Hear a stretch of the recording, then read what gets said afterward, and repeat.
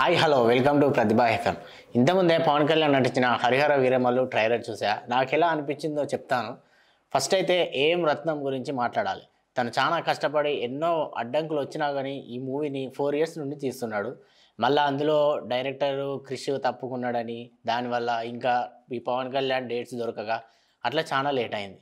So ఈ మూవీని అయితే ఏఎం రత్నం కొడుకు జ్యోతి కృష్ణ డైరెక్ట్ చేస్తుంది. అయితే ఈ మూవీ చాలాసార్లు రిలీజ్ డేట్ పోస్ట్ పోన్ అయింది. ఇది ఏదైతేనేంది కానీ జూలై 24న అయితే రాబోతుంది. ట్రైలర్ అయితే చాలా బాగుంది. అంటే ఏదైతే వాళ్ళు చూపించాలనుకున్నారో అది పర్ఫెక్ట్‌గా అనిపించింది. అంటే అది ఏ టైమ్ లైన్‌లో నడుస్తుంది, అంటే అది ఏ ఇయర్స్‌లో నడుస్తుంది, ఆ ఇయర్‌లో ఉండే లొకేషన్స్, ఇంకా వీఎఫ్ఎక్స్, వాళ్ళ డ్రెస్సింగ్ స్టైల్లు, ఆ డైలాగ్సు, ఆ థీము అలా అనిపించింది. ఇంకా ఇందులో బాబీ డియోల్ విలన్‌గా చేసిండు. చాలా సూపర్ అనిపించింది.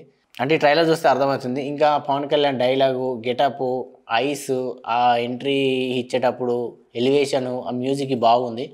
ఇంకా మ్యూజిక్ గురించి చెప్పాలంటే కిరవాణి గారు సూపర్‌గా మ్యూజిక్ చేశారు. మనమైతే ఇంతకుముందు రిలీజ్ అయిన సాంగ్స్ విన్నాం. అంటే ఒక రాజన్న మూవీ చూస్తున్నప్పుడు ఎట్లా గూస్ బంప్స్ అయితే వచ్చినాయో అలానే అనిపిస్తుంది. అంటే కిరవాణి మ్యూజిక్ చూస్తుంటే.